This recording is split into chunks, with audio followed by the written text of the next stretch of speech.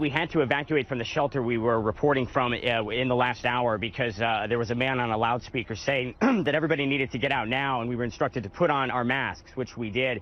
So we've now moved to this new location, and you can see some of the firefighters here are not wearing any protective gear at the moment, so we assume that the air here is safe. But the word from state media is that amongst the long list of toxic chemicals at the site, potentially deadly sodium cyanide has been detected. And in fact, some reporters for the state broadcast network, CCTV, they say that they were embedded with some of these firefighters who are trying to kind of keep us away here right now. And they said that their eyes were burning, and firefighters were also evacuated from the scene. You can see this major thoroughfare here, and they're trying to. Hey, it's okay. We'll keep moving back. You can see this major thoroughfare here is pretty much empty right now, and there's a long line of fire trucks. And the firefighters keep kind of pushing us back. We saw a military convoy driving in a short time ago, and they stood in front of our cameras. They didn't want us recording this.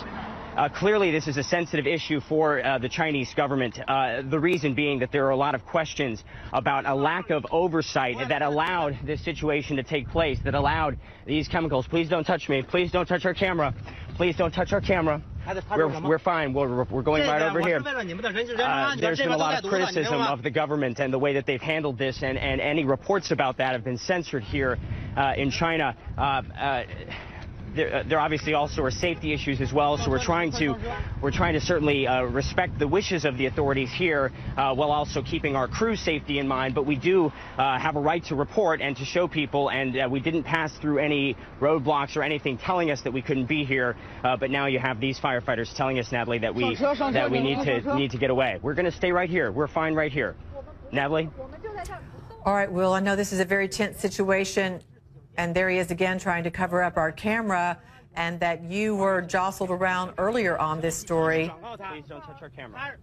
Let's just wait and see what they're trying to say. Natalie, all right, so now they're trying to push us towards the car here. Please don't touch the camera, sir. Please don't touch the camera. Please don't touch the camera. Natalie, the area that you're seeing here, these are some of the apartment complexes that have been that are completely unlivable at the moment. Please, sir, take your hand off our camera. Please take your hand off our camera. Please take your hand off our camera. The apartment complexes here have been evacuated. There are thousands of people who have not been able to go back to their homes in this area. Sir, please let go of our camera. Please let go of our camera. There are other press around here. We're okay to report. We've seen other reporting crews here. Why are you covering our camera? Who is that man, Will? Is he a man of authority? Do you know who he is? Well, he's now taken a hold of our camera. Please. He's not in it. He doesn't appear to be in a uniform. He's wearing combat fatigues and a blue polo shirt, so we're not sure which agency he's from. He doesn't seem to have any identification, but he is carrying a walkie-talkie. We know that there have been plainclothes officers out here. As you can see, he's forcing our camera down. He's trying to take our camera from Sanjeev, our photographer here. And are you guys able to communicate? Sanjeev is being pushed forcefully into our vehicle. Are you able to communicate with him? They're now trying to take apart our live gear. I'm not even sure if we're still broadcasting. You are. You're live on CNN still, Will. What are they telling us? Can you tell us what they're telling us? He's just saying, like, we should be careful. It's really poisoning right now. That's why he's like, So Serena, who's been speaking with him, says that he's telling us that the air is poisonous, and that's why we need to get away.